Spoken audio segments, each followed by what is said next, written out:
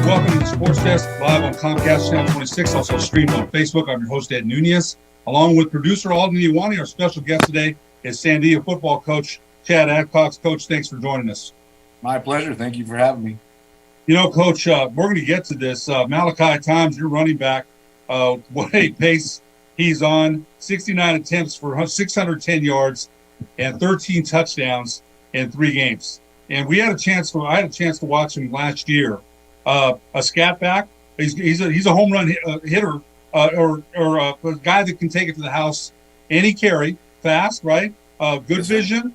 When he gets in the secondary, see you later. You're not going to catch him. Talk a little bit about his efforts so far. And again, he doesn't get anywhere without his offensive line blocking. But this kid's got vision. He's got cutback speed. And then once he's in the open, forget it. Yeah, you know, Malachi. He's done a great job so far this year. He's a 4-year starter, and he actually started as a freshman due to some injuries. You know, he was forced to play as a freshman. He's done great all 4 years. And this year he's really, you know, he's been working hard in the offseason. He ran track the last 2 years to get his speed up faster, and it's really paid off for him, I think. You know, with Malachi, his vision is very good, and I kind of describe him usually as a slippery running back. Like, guys just can't get big hits on him. He just slides off of him somehow. And then, as you said, when he gets to the open, it's usually, you know, off to the races. So he's done a heck of a job this year. Well, he's done a great job for Sandia. You beat Albuquerque High after trailing on Friday. The Matadors come back, and they're 2-1. You did lose to Piedra de Vista in a good old-fashioned low-scoring game, 14-12. What do you think your Matadors are? So it's early in the season. You've got to bye. Then you're going to get Volcano Vista, and you talked about that. Volcano Vista under Chad Wallen is an excellent team, right? They're a good team. You've got a couple of weeks to prepare. You'll probably go out and scout on Friday or Saturday, wherever they're playing. What do you think your Matadors are early in the season? You know, we're kind of about where I thought we'd be. We're a pretty good run team. You know, we're getting better in the passing game. We didn't bring any receivers back from last year, so we knew it was going to be a little bit of a struggle with the receivers. But we're getting better each and every week. But, you know, as long as we can run the ball and keep guys honest, you know, in the pass game, I think we're okay. Defensively, we're a lot like we were last year. We've been pretty solid against the run and struggling a little bit with the pass game. But, you know, we got better this last weekend. I mean, if you saw, we gave up some big plays to Albuquerque High, but towards the end of the game, we got, you know, 3 picks. You know, one was for a touchdown, got called back, but I think we're going to get better as the season goes on, and we're going to need it. You know, going up against Volcano, they love to throw that ball. That he's a heck of a player. And, you know, we're going to go against the Cueva later in the year in Farmington.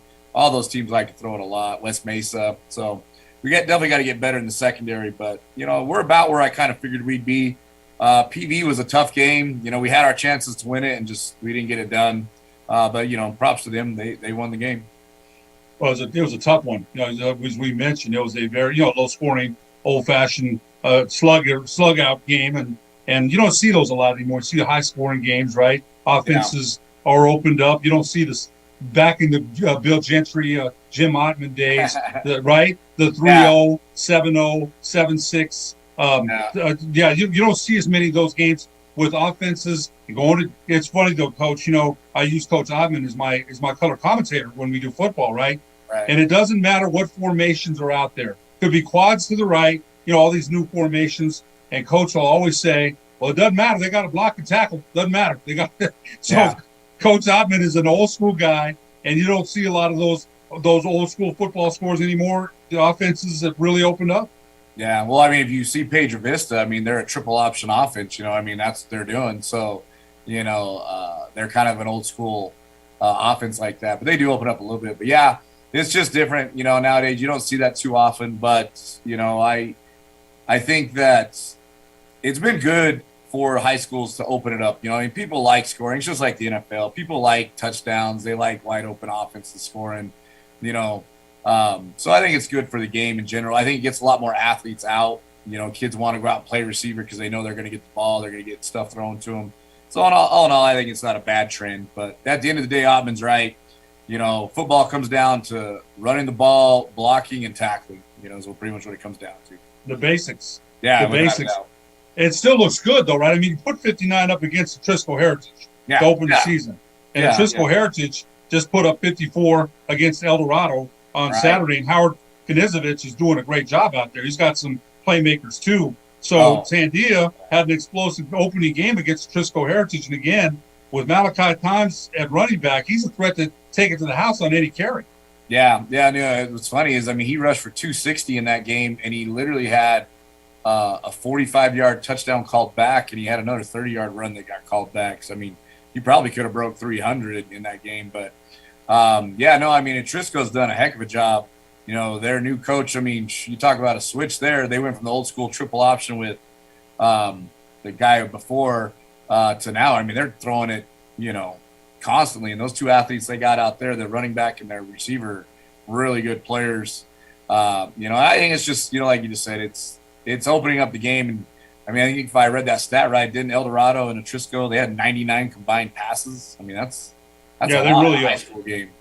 They really are. Yeah, and I apologize. Coach Knizovich is not there anymore. It's a new coach at the Trisco Heritage. And you mentioned they did like to run the ball a lot last year, and they put up 36 against your team, and then 54 on Saturday. So they've changed completely their offensive philosophy and are putting some points on the board too. And you mentioned the quarterback for Volcano Vista, Pascal Bell. I don't know his first name, but that kid's got a rifle, man. I saw that last year, and he's a drop back guy. He's a 7-step drop, boom. He's going to throw it out, get it out quick, and he's got the arm to make those deep sideline throws. The throws, he can throw all the passes on the route tree for sure.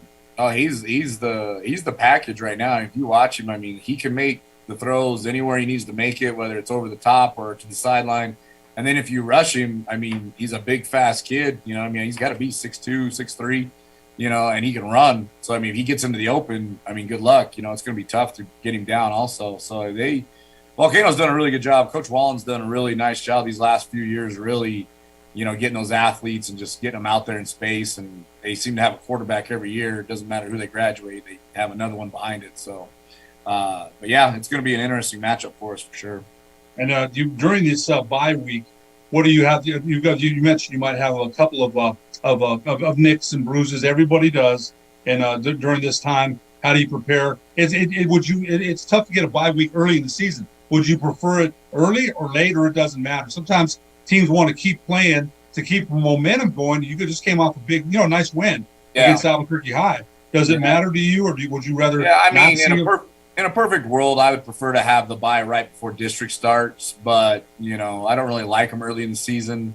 Only playing 3 games and getting a bye, I'm not a big fan of, but it is what it is. I mean, everybody's got to take it at some point. Some teams got to go 9 or 10 weeks straight without a bye. So, I mean, only a couple teams are really happy about where their bye is at, but I'd rather have it then. And, for us, we're going to spend this week focusing on us, trying to get us better at what we need to do. And then next week, really start focusing on Volcano Vista as far as more game plan stuff. This week's more about fixing the things that we're just not doing right so far through 3 games. It's a lot too. I think a lot of people don't understand the cohesiveness and the execution of 11 players on offense, 11 players on defense. Everybody's got an assignment, right? And it all has to work together. Right? I mean, the receivers got their assignments. The offensive line has to block, not hold. There's so many not jump off sides. There's so many things, I'm sure, that during this bye you have to look at film, break down. There's a lot of work to do. Even though you came off a nice victory, there's still a lot of work to do. No, we usually during the bye week, I'll do a self-scout. Usually it's a little further in the season, but we'll do a self-scout of what tendencies are we showing? How can we address those, and maybe not show them as much or break those tendencies, whether it's how we're blitzing on certain downs or, what plays we're running on offense on, 3rd and long or whatever. So we'll usually do a self-scout and then start adjusting from there. But it is, I mean, I think a lot of times people don't remember that, 1, you got to get 11 people going the right way, and 2, these are high school kids. And, high school kids, you never know what you're going to get. 1 minute they can tell you the right thing, but then they'll do something different, and they don't know why. But, it's all a learning experience, for everybody. I want to ask you a question. 2017, Manzano Monarchs, you're the head coach there. They win the state championship. And I'll tell you, what a fantastic team. Jordan Bird, Andrew Erickson, Xavier Ivey Sod. That was one heck of a team. It was a really good, really, very, very solid team. Then you took a year off. We'll talk about that in the next segment, where you are as far as being back and as a head coach. But talk about Jordan Bird went to San Diego State, right? He's an excellent talent. I thought you did a great job with what he did with the RPOs that year. He'd hold it to the last minute, and then boom. I thought he did a great job as a quarterback in reading the defense. And then you have Xavier Ivey Sod, who fell forward for 2 yards, never hardly lost a yard. A workout horse running back you described, running downhill, right? Rarely lost yards. Where do you compare? Now, it's a tough comparison, right? Malachi Thymes and Jordan Bird are different runners. Where's the comparison, or is there one, or are we too far in left field and even saying that? No, yeah, I would say they're completely different types of runners. Bird was a ridiculous athlete, and if you could give him a step, I mean, there was no chance. And Malachi is fast, but he's not Bird fast. He's ridiculously fast. And so I would say they're not the same. And then Ivy, as I said, was a downhill runner, just going to truck guys, get 3, get 4. And then if he popped it, he popped it. He may get run down, but he's going to get you your yards you need. I mean, there was never a time when I would have him in the backfield that, 3rd and short, we didn't have a problem just giving him the ball and trying to get those 2. Malachi is, like I said, a much different back. I don't want to say he's a scat back. He's just more of a outside running back, but he runs. If you watch, most of his runs are through the tackles. I mean, he's not an outside guy. Like, we're not throwing pitches to him and stuff like that. We're running the ball up through the tackles, and he sees the hole. He has great vision. I would say his vision is much better than like Ivy's, but just a totally different type of runner. But obviously it's the same offensive scheme, just with 2 different kind of players. Bird was a quarterback who could run, and this year we're not like that. We're more running back focused. But in the past, I always like to try and have that double threat of a running back and a quarterback who can both run and make defenses stay honest, So I would say they're all different backs. I mean, honestly. I'll tell you what, Jordan Bird, you're right, special talent. No knock on Malachi Thymes at all. Jordan Bird is a one guy. He's one of those generational talents. Coach, we're going to take a break. When we come back, we'll talk about your 1-year hiatus away from coaching and more about the Matador season after these messages on the Sports Desk.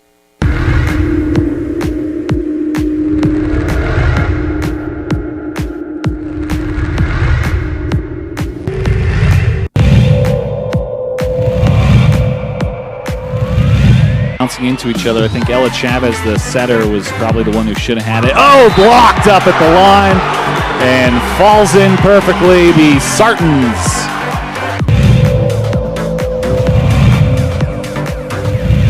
Pushing it across is Petrie. Meyer once again, Echerivel. Baker gets it off the block to Meyer. Echerivel, this time she just pushes it. And that one, she was there, was Perea, but it went off the foot.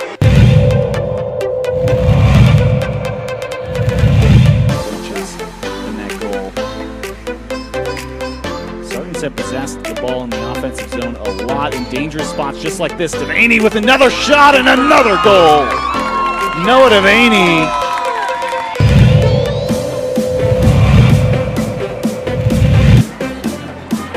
So this is the back line. It's Maya Baca. Oh, what a cannon. Del Greco with authority from the front.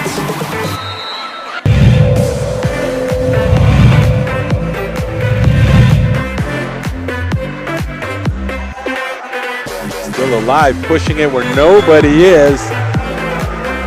Was number 10, Ella Lopez.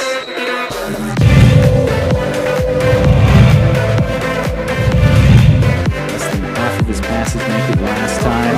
He's successful so far. He's looking, and what's the route there? As Garris is in for a touchdown. And you said they're going to go to that over and over again. Yep. He had 2 options open there and a little post wheel on the left side, and the post was wide open as well.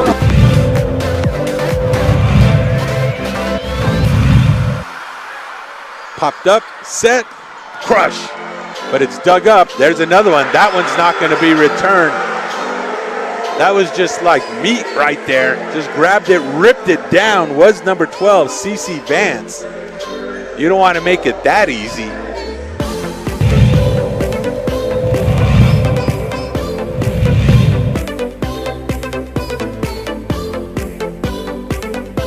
Curling ball towards the top, and it's in. Sandia Prep gets their first goal of the game. And it is a familiar face, Finnegan Saunders with the shot.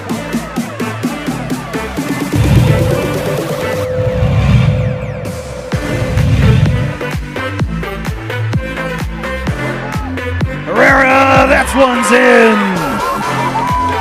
And it's actually Edgar Rios with the goal.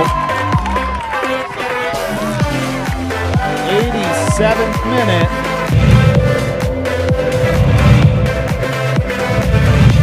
Do it if they need to, but Spiegel will be the man back.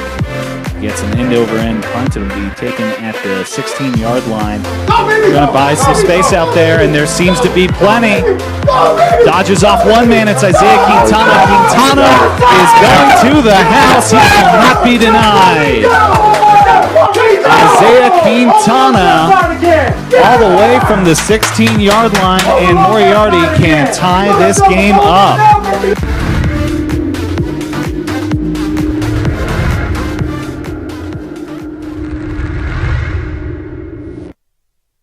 We would like to thank the following sponsors for making this broadcast possible. Hi everyone, my name is Master Sergeant Jacob Groves. I am a Air Force Special Warfare Pararescueman. Air Force Special Warfare are proud supporters of ProView Network and New Mexico Youth Sports. Air Force Special Warfare operators are critical thinkers. They maintain a high level of fitness, they take initiative, and they don't quit. For more information on Air Force Special Warfare, contact me at the number listed below. U.S. Air Force Special Warfare are proud supporters of ProView Sports. Well, I'm going to the frontier, walk up to the cashier, order up a root beer and a number one. Cover it with green stuff, one scoop is not enough. Find a booth is real tough, back by the Duke. Meet my family, meet my friends in the quirkiest restaurant I have ever been. All of Albuquerque's favorite spot, it's the Frontier Restaurant. The Frontier Restaurant is a proud supporter of ProView Networks. We here at Clark's Pet Emporium welcome you to bring in your pets. We know that having your pet with you makes the experience of shopping for them even better.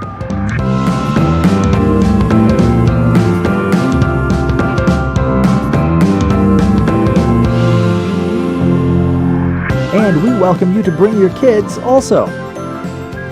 Clark's Pet Emporium, your pet's second best friend. Don't sacrifice quality of flavor when you're in a hurry. Golden Pride offers ribs, fried chicken, green and red chili breakfast burritos, and Frontier Cinnabons. 4 great locations, or visit us online at goldenpride@abq.com. Golden Pride Barbecue Chicken and Ribs, proud supporter of ProView Sports Network. We fight the battles no one hears about. We drop into the middle of firefights to rescue others. And act as one-man air traffic control towers. We're the ones who go before all others.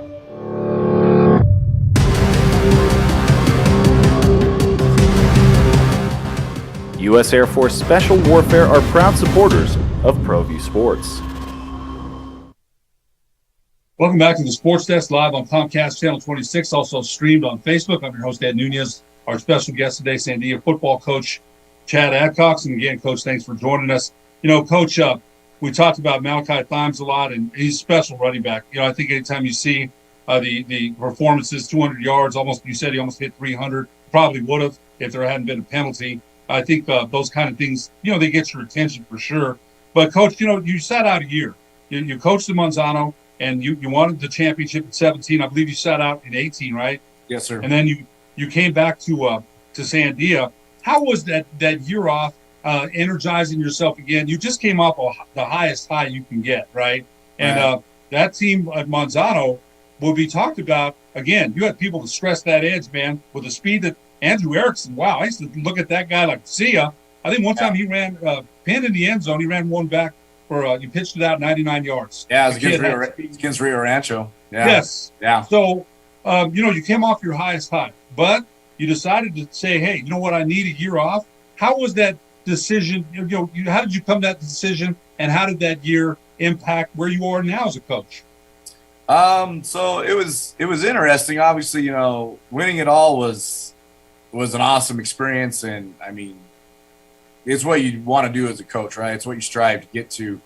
But it was kind of interesting because I remember, I was an assistant under Ocampo in 2010, and we played Mayfield in the state championship, if you recall, and we ended up losing that game. I want to say 69-43 or something like that. We lose pretty good.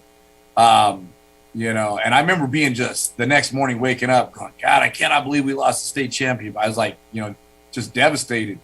And then I got there as the head coach there in 2017, and we won it. And I remember the next morning waking up and just going like, this is no different day than any other day. It's just, I guess I'm a champion now, but it was just the same. And anyways, once you get done with all the celebrations and all the accolades and all that stuff, it's time to get back to work. And I started doing stuff in the off season, and I was just like, for lack of a better term, I was just kind of burned out. I was just like, I'm not excited about doing all the stats from the season and looking at all the inefficiencies. And I was just, I don't know, I wasn't fired up to do it. And I ended up having a conversation with my father, who's always been kind of my mentor, who was a coach, for me when I was younger. And he said, well, maybe, you've been coaching a while. I had been coaching since 2003. So, I've been coaching 16 years straight, just not as a head guy. And he's like, maybe you just needed a year off. And so the more I thought about it, I did think that, I was missing a lot of family stuff. I have 2 little kids, and they were growing up, and I was missing a lot of baseball that my son was doing and stuff. And my daughter was doing gymnastics at the time. And I was having to miss it all, and I didn't like that. So I decided to take the year off. And it was a tough decision. I really cherished my time at Monzano. And but I felt for my family and for myself, it was the right thing to do. And so I did that. And then, in 2018, I'm home and I'm there to do all the stuff with all the family. But I learned real fast that I don't have a whole lot of hobbies. Like I don't hunt, I don't fish, I don't work on cars, I don't do anything but football, And so I had all this downtime, and I didn't really like that, and so then in 2019, Sandia Barker, happened to step away due to his health issues, and he steps down. And Sandia, I had a good friend over here who was an assistant principal. She calls me and said, hey, this job's open. You should come apply for it. And I'm like, I don't know. I think I'm going to sit out. And then I talked to my wife and was just like, what do you think? And she's like, well, it's up to you, whatever, makes you happy. And then, like I said, I just decided, you know what? Football's who I am. I'm a football guy. I get excited for football. I love working with kids. I still get the butterflies when I hear those drums beating before the games, in the pregame. Like, I still really enjoy that. And although it's a very stressful job, I like it. I enjoy it. And so, I decided this is a good opportunity to come over to Sandia Story program. And so I made the jump, and here I am. That's a great, I'll tell you what, it's a great story. And I'll tell you, when you hear those drums, Sandia band, by the way, does a great job. They do a great job. I've been out there at Wilson when I've seen them perform. And I think any band adds to any atmosphere at any high school game. I remember when I played at Highland and hearing the band, and it juiced you up a little bit as a player, for sure, hearing the band there. Coach, we gave some love to your offense, and we talked about Malachi Thymes averaging, by the way, 192 yards rushing, amazing, so early in the season. Talk about your defense and where they're at, because they deserve some attention too. Yeah, no, the defense has done well. We're kind of young on the defensive side. We only bring back 4 starters from last year, so we had a lot of new faces. We brought back 1 DB, 1 linebacker, and then 2 D linemen. Is all we brought back. And one of those D linemen was coming off of injury, so we definitely had our work cut out for us. But just learning the scheme and doing everything, and I think we're going to keep getting better as the season goes along. we've had some ups and downs. The good thing I think now, seeing what Atrisco's done the last 2 weeks, they put 52, I believe, up on Rio Grande, and then 50 last week against El Dorado. Obviously that's a very explosive offense. So holding them to 37 is not great, but it's not bad when you see they're putting 50 up on 2 other teams. So defensively, I think we've been solid against the run, and we've got to get better against the pass is where it's at. And I think in the secondary, it's tough. In high school, kids are just not used to trying to cover in space, but we're getting better. We've been getting some interceptions. We got two picks up in Piedra Vista for a team that doesn't throw a lot, and then we got 3 picks the other night against Albuquerque High. So I think we're starting to get a little bit better about seeing the ball and making those breaks on the ball. But obviously, definitely got to improve. That Malachi Times he's going to get his, right? Now, there's going to be more defensive concentration on him for sure. There's no doubt, right? He's averaging 192 yards a game. But these are your tests in the next couple of weeks. You got Volcano Vista, your former team, Manzano. West Mesa was improved under Coach Brody for sure, right? Then you've got El Dorado, Farmington, who came in and beat Los Nunez last week, right? La Cueva, and then Cibola, who's got Aiden Chavez back at quarterback. So your defenses your defense is going to definitely feel some tests in the next coming weeks for sure. 100%. Yeah, if you look at Volcano, very balanced, but does like to throw. They're very good team. They're a little bit more throw than pass. But then you go on to El Dorado, as I said earlier. Threw it a bunch last week against Atrisco, and then really West Mesa's been pretty much a throwing team with Brody, and then Farmington's a throwing team. La Cueva's with Armenta's a throwing team, and then with Chavez and Cibola, he's been putting up freaking video game numbers the last couple of weeks. Madden numbers. Yeah, 27 of 36, 3 touchdowns, no picks. He's putting up ridiculous numbers. So we're definitely going to have our work cut out for us, these next few weeks. Defensively, we're going to have to get much better, and then we're going to have to definitely be more balanced on offense. Because, teams are going to start definitely trying to stop Malachi and, load the box up. And we're going to have to be able to get, them to get out of the box by exploiting some receivers and hopefully getting some better matchups out there. Well, there's no doubt about that. And you're getting, like we mentioned, you're definitely your team's going to face some tests here. And, Coach, it's just such a different game now. As we mentioned, back in the day, a lot of ground and pound. And now it's a lot of passing. Teams are putting it up, as you mentioned, 45, 50 times a game, and a lot of things have changed as far as offensive football on the high school level. There's no doubt. Even collegiate, high school, pros, right? It comes down from the pros down. Pros, collegiate, high school, a lot of things have definitely changed. Yeah, well, and it doesn't help for those who like the old school style is the rules are all based towards the offense. The other night we ended up getting a touchdown called back on defense when we got a pick because they said we hit the quarterback and we roughed him. And to me, all we did is hit the quarterback. We didn't do anything, illegal. We just hit him. But the rules are just so skewed towards offensive production that, it definitely makes for a much more wide open game. And as I said, I think, if you want athletes to come out, you got to get them out in space. They don't like those old school days of, triple or wishbone triple option, just diving down in. They want to be out in space and get those highlights and make those crazy catches and, big runs. And, and that's just kind of where the game's evolved. And, for the most part, I'm an old school. When I was in high school, we were wishbone triple option. That's how I grew up. That's all I knew until I got to actually under Coach Ocampo and started learning more about 4 wides. And then, obviously evolved over the years. But it's just where the game's gone. And, I still love to watch some old school, Navy and Air Force, Army. I love those games. Those games are so much fun to watch as a football, fan and coach. But obviously, I think as people and players, they want that wide open game. Yeah, no doubt about it, man. We've gone the days of Barry Switzer's wishbone offense. I remember watching that. And, those things are relics of the past. Sandia football coach Chad Adcox, we sure appreciate you joining us today on the Sports Desk. And we wish you the best of luck in your future games in the 2022 season. My pleasure. Thank you so much for having us and all you guys do for high school sports. You bet. For producer Aldi Wanning, I'm Ed Nunez. We'll see you next week on the Sports Desk. Bye.